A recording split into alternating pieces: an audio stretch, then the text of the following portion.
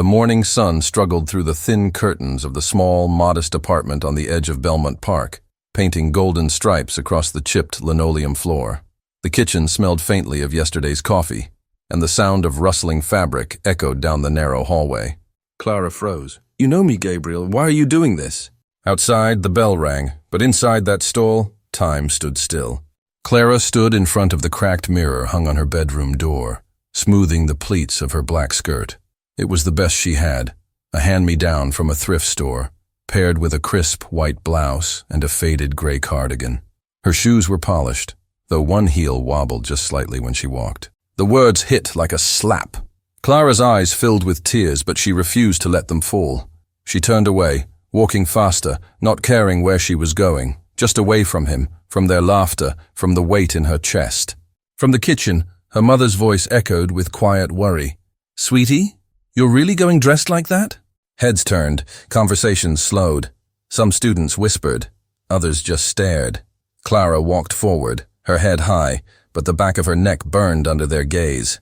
She wiped her eyes, breathing heavily. Lucia leaned against the doorframe, her eyes filled with maternal concern.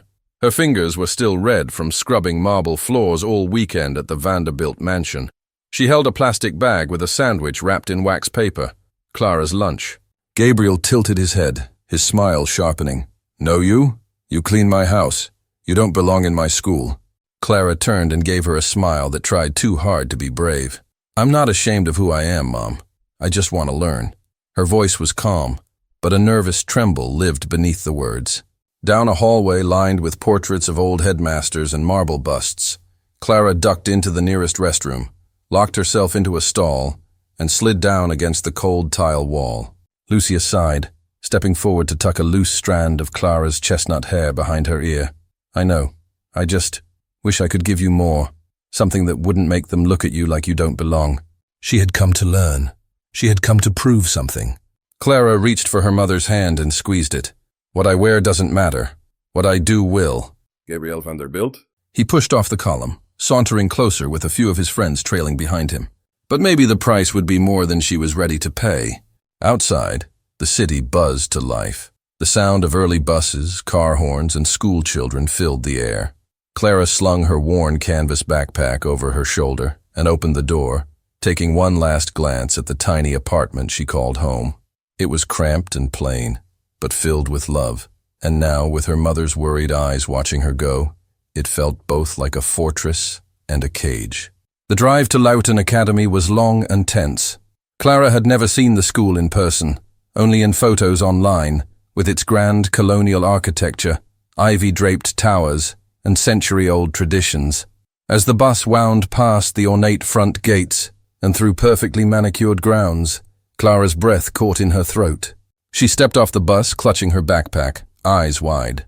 Students milled about the courtyard in sleek navy blazers, silk ties, and polished loafers. Luxury cars lined the parking lot, and laughter echoed through the air like music from a different world. Inside the main building, the marble floors glistened under towering chandeliers. A cluster of girls giggled behind manicured hands. A tall boy in an impeccable uniform leaned against a column, his blue eyes sharp and amused. Clara's steps faltered. He was exactly as she remembered him from the weekends at the mansion, tall, confident, with that same smirk he wore when servants dropped things or made mistakes. But now, his gaze locked on her like a lion spotting a limping deer. "Well, well," he drawled loudly enough for others to hear.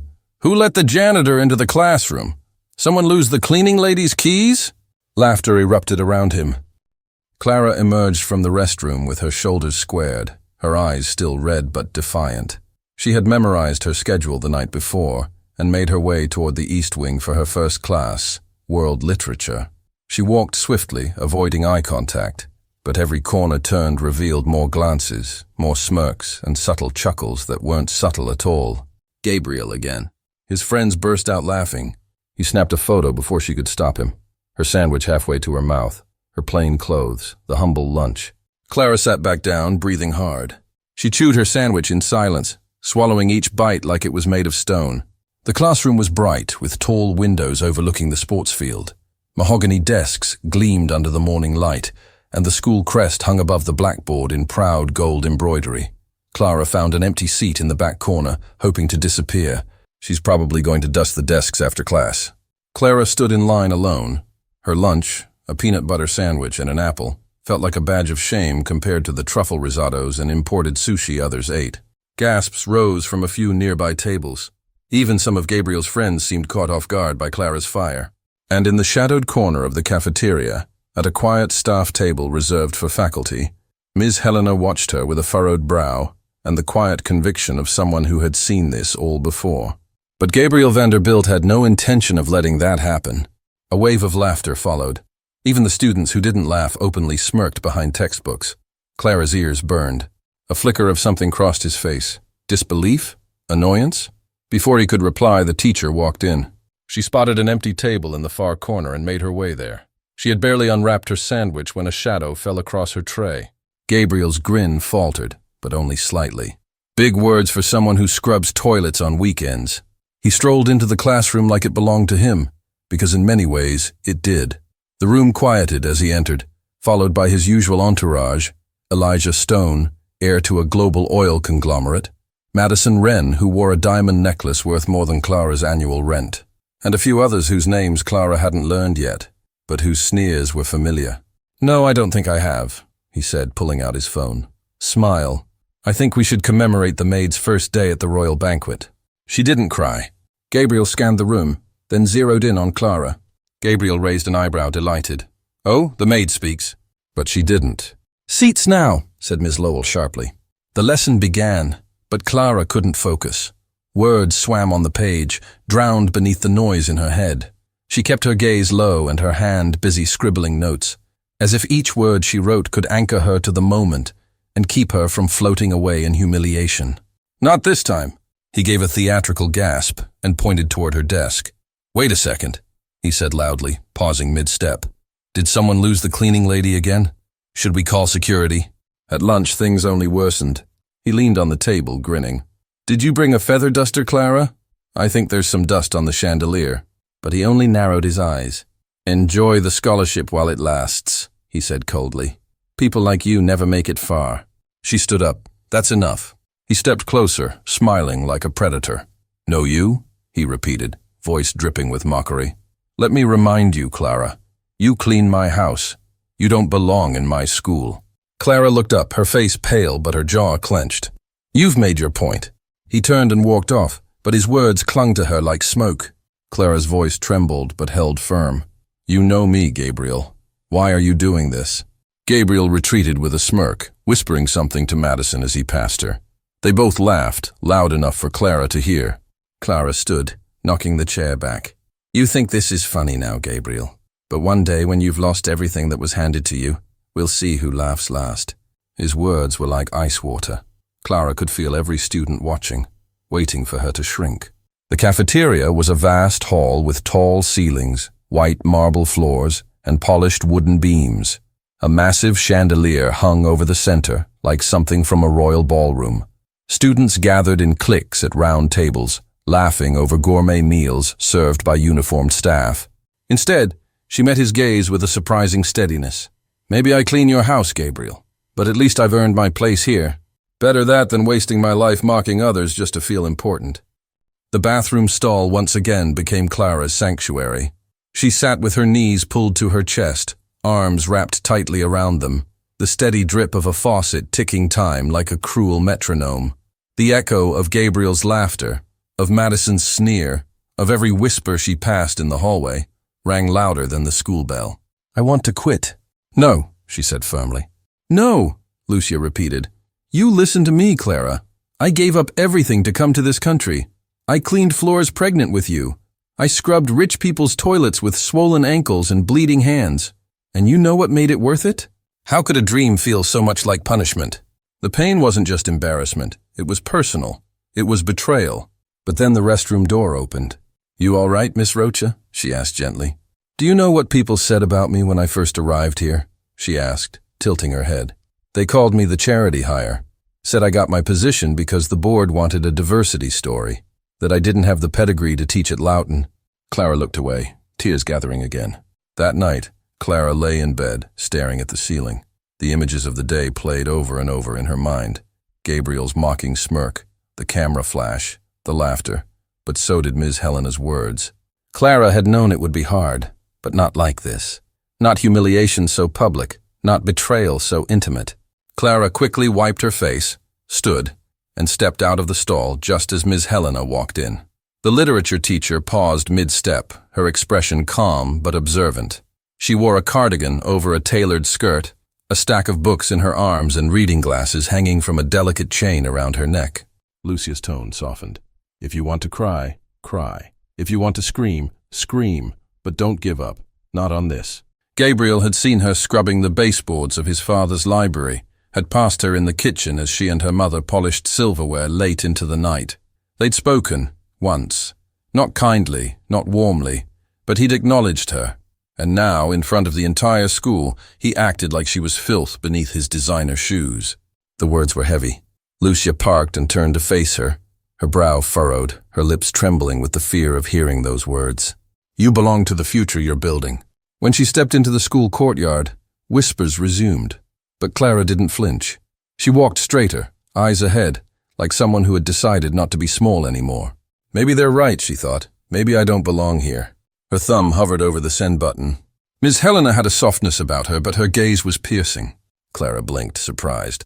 But you're the best teacher here. Everyone says so. After school, Clara sat silently in the passenger seat of her mother's car. Lucia drove in silence, casting worried glances at her daughter. As they pulled into the apartment complex, Clara finally spoke. Gabriel watched from across the steps, his arms crossed, irritation flickering behind his perfect smile. She pulled her phone from her backpack and stared at the text message she had typed 3 times already and never sent. Clara tried to smile. I'm fine, ma'am. Ms. Helena smiled faintly. Took me years to make them see that. You know how I did it? She reached forward and gently tapped the side of Clara's head. I didn't let their noise get louder than my voice. They sat in silence for a long time. The next morning, Clara rose early. She tied her hair in a tight braid and slipped into the same simple outfit she had worn before. She looked at herself in the mirror, at the plain clothes, the tired eyes, and the trace of determination beginning to bloom in them. I want to leave, I'm sorry. Miss Helena set her books down on the sink counter and leaned against it, folding her arms.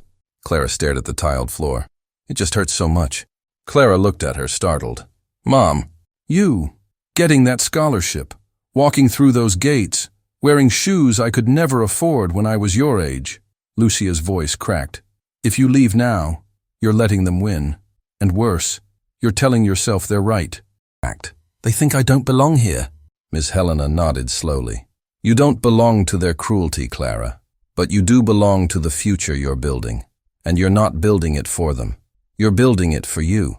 Not by a long shot. I know, Miss Helena said softly. But pain isn't always the enemy. Sometimes it teaches us who we are. It was a cold Sunday morning when Clara and her mother arrived at the Vanderbilt estate. The mansion stood like a palace against the gray sky, its tall wrought iron gates opening slowly, silently, as if even they knew their place in a world of wealth. Clara carried a bucket of cleaning supplies and a basket of linen, following her mother past the marble fountain and up the stone steps they had walked 100 times before. Clara sat back down. She wasn't crying this time. Inside, the house was quiet. The Vanderbilt family was away for the weekend, which made the day feel less suffocating. Lucia worked quickly, scrubbing kitchen counters, dusting the crystal chandelier in the dining hall. Clara moved between rooms, vacuuming carpets, folding sheets, wiping fingerprints from the endless mirrors. I'm here because I earned it, she shot back, and because I work harder in a day than you have in a year. She paused in Gabriel's room. Clara didn't linger. She finished quickly and moved on. The next morning, the entire school knew. Clara's breath left her body like a punch to the chest. She sat in the courtyard alone, her uneaten sandwich beside her. The sun was bright, but it offered no warmth. Students nearby stopped pretending not to watch. He turned sharply and walked away, tension stiff in every step. It was large and stark, decorated with minimalist furniture and expensive electronics. A custom-made leather chair sat by the window, overlooking the sprawling garden. A basketball jersey framed on the wall. His private bathroom smelled faintly of sandalwood and expensive aftershave. Gabriel's jaw clenched. You're here because of charity, Don't forget that. And it wasn't going to stop. What she didn't know was that Gabriel had returned early. Clara walked into homeroom and immediately felt it. The sharp stillness, the hushed voices, not even pretending to whisper. Phones buzzed with messages and photos, screens lit up with cruel laughter. On the classroom bulletin screen, someone had cast an image via Bluetooth before the teacher arrived. A grainy still of Clara holding a mop in the Vanderbilt mansion. He stood outside the guest wing hallway, phone in hand, watching the security camera feed from the internal system, installed last summer after a break-in scare. The footage was grainy, but clear enough. Clara bent over, dusting the baseboards of his father's library. Her hair tied back, sleeves rolled up, face flushed with labor. But later that evening, back in the apartment, she curled on the couch and finally let the pain seep through the cracks. Not just because of the bullying, but because she knew now, deep down, that Gabriel's cruelty was more than just arrogance. He zoomed in, tapped the screen, smirked. Underneath, someone had written in red font, "Now offering cleaning services during recess. Tips welcome." "Now everyone sees who you really are," he said quietly, smug. It was personal. Gabriel sat in the front row, phone in hand, watching her reaction. His smile was subtle, but his eyes glittered with malice. Madison sat beside him, giggling behind a manicured hand. Clara clenched her fists. Gabriel appeared again. Clara looked up at him, her eyes rimmed red but clear. She didn't flinch, didn't rise. She just stared. By lunch, memes had spread across the school's private social media groups. Clara edited into maid uniforms, carrying toilet brushes, or scrubbing the Loughton Academy crest. One particularly cruel post had paired a photo of her in class beside one of her cleaning the mansion, captioned, "From chalkboards to choreboards, know your place." He didn't sit this time. He stood beside the stone bench, arms crossed. She stood slowly, eyes never leaving his. "You think I'm ashamed of that photo? That people seeing me working is going to break me? I was raised with pride in labor. You were raised to believe money makes you better. That's the difference." "Yes," she said, voice even. "I'm someone who helps my mother. What do you do with all you've been given?" His smirk faltered. The Vanderbilt mansion stood quiet that evening, cloaked in soft lighting and the distant hum of classical music drifting through its sound system. Clara had been asked to assist her mother again. Mrs. Vanderbilt was hosting an exclusive dinner the following night, and everything had to be pristine. Gabriel is not his son. The truth coiled like a serpent in her stomach. Just sorrow and danger. Later that night, as she lay in bed staring at the ceiling, Clara turned the words over in her mind. Clara didn't mind the work. She preferred the rhythm of order, folding napkins, aligning crystal glasses, stacking polished silverware in velvet-lined drawers. It gave her hands something to do, her mind something to focus on. Clara's heart pounded so loudly in her chest she thought they might hear it. Suddenly, so much made sense. Mr. Vanderbilt's coldness, his aloof distance from his own heir, Gabriel's need to assert his superiority at every turn, the cruelty with which he clung to his status. He had no idea that the world he flaunted didn't truly belong to him. But as the evening wore on, a voice echoed down the long hallway, sharp, heated. "Because he is." Clara froze. "He doesn't know," Mrs. Vanderbilt hissed. "He never will." She backed away, her breathing shallow until she was safely around the corner. The cloth slipped from her fingers. She clutched her apron, her thoughts racing. But now she did. She paused, a cloth still in her hand as it rose louder. Then Mr. Vanderbilt's voice cut through the room like ice. "You think I don't remember?" Mr. Vanderbilt continued, venom in every word. "You think I forgot that summer? You paraded him in front of me, a child that isn't mine, and expected me to pretend? Because secrets like that didn't stay buried for long. And if it ever got out, Gabriel wouldn't be the only one destroyed." It was coming from the study, Mr. Vanderbilt's private quarters, usually locked, always forbidden. "I should have walked away that day," he snapped. "But no, I stayed. I raised him. I gave him my name, my home, my wealth. And do you know why? He doesn't know, he never will. And everything was different." Clara stepped quietly toward the half-closed door, her instincts battling with curiosity. Inside, shadows moved across the walls from the light of a fireplace. She heard Mrs. Vanderbilt first, her tone laced with fury and desperation. "He's your son. You've always treated him like a stranger." Mrs. Vanderbilt's voice trembled now. "Because you loved me. He doesn't know." And yet Clara felt no triumph in knowing this. Silence fell. "Because I was angry," he growled. "Because letting him grow up here, knowing he'll never be one of us, that was punishment enough." Loughton Academy's annual Winter Gala was more than a school event. It was a spectacle. Held in the historic Grand Hall, adorned with carved ceilings and 100-year-old chandeliers, it was the night when legacy families flaunted their wealth and elegance. Invitations were hand-delivered in wax-sealed envelopes, and local society magazines covered the red carpet arrivals like it was Hollywood. He laughed. "Feisty, I like that. What's your name?" The grin faltered. "No, you're—" Gabriel tried to recover. "Look, this doesn't change anything. You don't belong in this world." And he smiled, not with amusement but with recognition. Clara didn't plan to go. She had no gown, no shoes, no way to fit into a world that had done everything to push her out. When the invitation arrived, its gold script practically sneering from the envelope, Clara placed it on her desk and didn't touch it for days. "Not at first. Didn't think angels attended our school," he said. "Clara Rocha."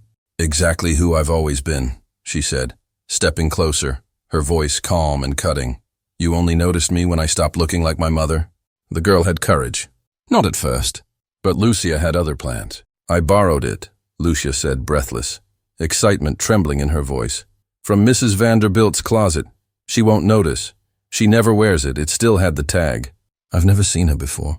He walked toward her, slow and smooth, a grin playing on his lips. Gabriel blinked. The blood drained from his face. Clara met his gaze without flinching. "And you?" she said softly but clearly. "You don't even know where you really come from." 3 nights before the gala, Clara came home to find her mother hunched over the bed, smoothing a folded navy gown across the mattress. It shimmered softly under the overhead light. "She's gorgeous." Gabriel stood at the base of the grand staircase in a tailored black tuxedo, a glass of champagne in hand, surrounded by his entourage. He looked up, caught sight of Clara, and didn't recognize her. He froze. Gabriel stood by the staircase, alone for the first time that night, breathing unevenly, haunted by her words. Clara stared at the dress. Strapless satin, with intricate beading across the bodice and a slit that whispered rebellion. She had never touched something so beautiful, let alone imagined wearing it. Clara tilted her head slightly, voice cool. "And here I thought devils wore Prada." He glanced around. A few students nearby were watching, already sensing the shift in the air. But his eyes locked onto Clara. And soon, the world would know it too. "I can't," Clara murmured. "I don't belong there."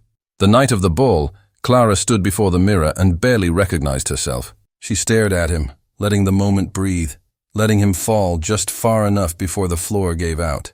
Clara didn't stay to watch him unravel. She turned, chin lifted, and walked toward the center of the ballroom.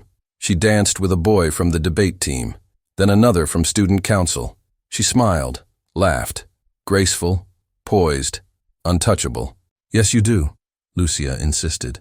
"You've endured their cruelty. Now walk into their world and show them they haven't broken you." And across the ballroom, Mr. Vanderbilt entered quietly from the side hall, unseen by most. Clara touched the fabric. "If I go, I'm not going as a ghost in the background. I won't let them ignore me." Lucia smiled. "Then don't." She arrived alone. "Who is that?" Her hair had been swept into an elegant updo by a neighbor who once worked at a salon in Sao Paulo. A touch of mascara, a bold lip, and the gown, transformed her. She wasn't the maid's daughter. She wasn't the scholarship girl. She looked like she belonged in every room those students had ever barred her from. When Clara stepped through the arched entrance of the grand hall, the effect was immediate. Heads turned. Conversations paused. A hush fell across the room, followed by a ripple of whispers. The fallout from the winter gala spread through Loughton Academy like wildfire. A mandatory school board meeting was called, an event so rare it caused a stir even among faculty. All students and staff were gathered in the historic auditorium, a grand chamber lined with velvet seats and old oil portraits of long-dead headmasters. Clara's hands clenched in her lap. She froze. He turned to the school board. "I demand immediate reform to the school's student conduct policies. Bullying, elitism, and entitlement must have consequences. Starting now." Not yet.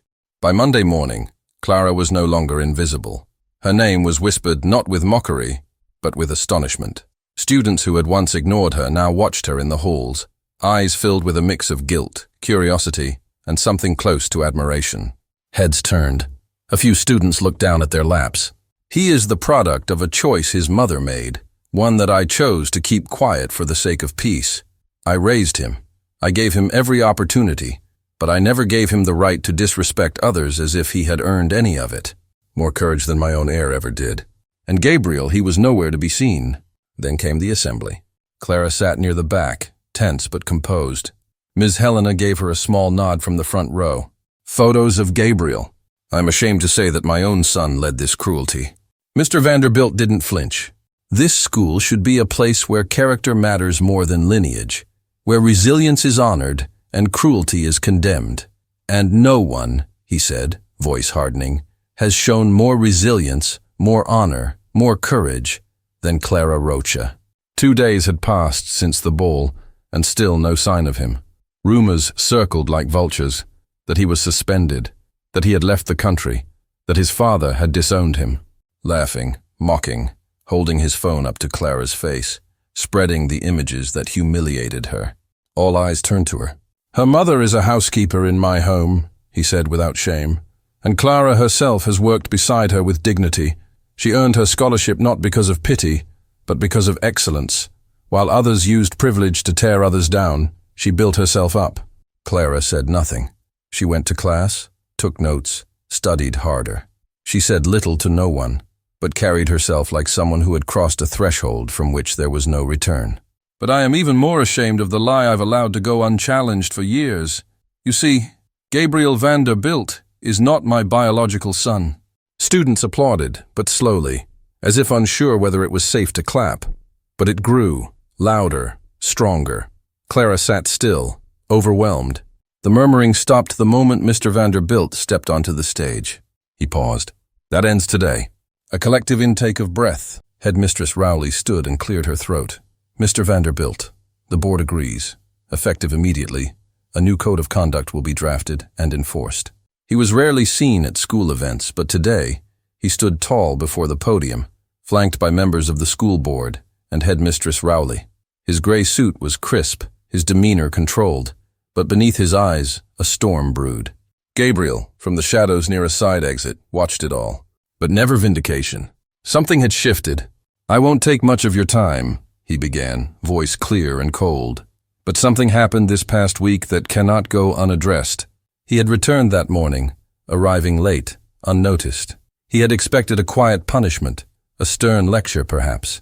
But this, his father, casting him aside, in front of the entire school. A murmur of anticipation spread. Gasps rang out as he reached into his coat pocket and pulled out a folder. He opened it with deliberate care, revealing a series of printed photos. He turned and left before anyone could see his face, and yet the words of Mr. Vanderbilt still echoed in her mind. There has been a culture in this institution, he continued, scanning the room, that rewards wealth and punishes humility. A culture that mocks the hard-working, the different, the brave, while protecting the cruel and the entitled. Clara remained in her seat, stunned. She had expected many things from this year. Pain, humiliation, even failure. But the story wasn't over. Gabriel Vanderbilt disappeared from school for 3 full days. She was no longer invisible, but visibility came with its own weight. Gabriel swallowed. You were right. She said nothing. My mother told me everything. About who I really am. About why my father doesn't look at me the way he used to. His voice cracked. I spent my whole life thinking I was a Vanderbilt, that it gave me power, a reason to be better than everyone. She had once entered wearing her best clothes, simple, clean, mocked by privilege. In his absence, whispers swirled through the halls like storm winds, none louder than the echo of his father's speech. Teachers who once turned a blind eye to the taunts and hierarchy began enforcing stricter rules. A new behavioral code was posted on every classroom door. Status does not protect cruelty. You're stronger than all of us, he said quietly, and you didn't need a name to prove it. She arrived unnoticed, undervalued, and unwelcomed, Rowley said. She stands before you today, not because we finally see her, but because she never stopped seeing herself. Students who had laughed at Clara now avoided her gaze. Some offered quiet nods. One girl from the senior class, Alina Walsh, slid a note onto Clara's desk during physics class. He looked at her now, for real. I didn't realize how hollow that made me. He walked away with shoulders hunched, a silhouette of someone beginning again. Clara received a standing ovation. As for Gabriel, he transferred schools at the end of the semester. His departure was quiet, but in one of the last emails sent to faculty, Mr. Vanderbilt included a quote in his signature. "You didn't deserve what happened. I'm sorry I didn't say anything." He found Clara outside the art wing, sitting on a bench beneath the overhang, reading a book. A pause. The rain fell in steady rhythm. "The pain you caused is still here," she said, steady. "It echoes in ways you won't hear. If one day I forget, maybe forgiveness will come. Until then, let your pain teach you something." She now left in her own light, her future wide open, her name carrying weight not from wealth, but from will. Clara kept the note. She didn't reply. He walked into the main hallway soaked, without his usual air of entitlement. His uniform was wrinkled, his eyes bloodshot. There was no entourage, no phone in hand, just silence trailing him like a shadow. Weeks passed. At a school ceremony, Headmistress Rowley called Clara to the stage. "True nobility isn't in the name you carry, but in how you treat others." Then on a rainy Thursday afternoon, Gabriel returned. Clara closed her book. About what? He sat beside her, keeping distance between them as if afraid to be near too long. She met his eyes. There was no anger in hers, but neither was there comfort. Clara's grades soared. She was nominated by Ms. Helena for the International Youth Scholars Program, representing Loughton at a global conference in Geneva. Her essay on dignity and social identity became required reading in the school's ethics course. She looked up as he approached. For a moment, neither of them spoke. "Do you forgive me, Clara?" Gabriel nodded slowly, blinking back tears. He stood to leave, but hesitated. Her mother, seated in the front row, wept openly. And so Clara Rocha walked through Loughton's gates, not as the maid's daughter, nor the scholarship girl, but as a symbol of resilience. He hesitated, glancing away. "About everything. About me. About what I've done." In the weeks that followed, Lucia was promoted to head housekeeper of the Vanderbilt estate, this time with a fair salary, benefits, and respect. Mrs. Vanderbilt didn't speak a word about the dress that had gone missing that night. Perhaps she knew. Perhaps she didn't care. True nobility isn't in the name you carry, but in how you treat others. And sometimes, the brightest light comes from the most unexpected place.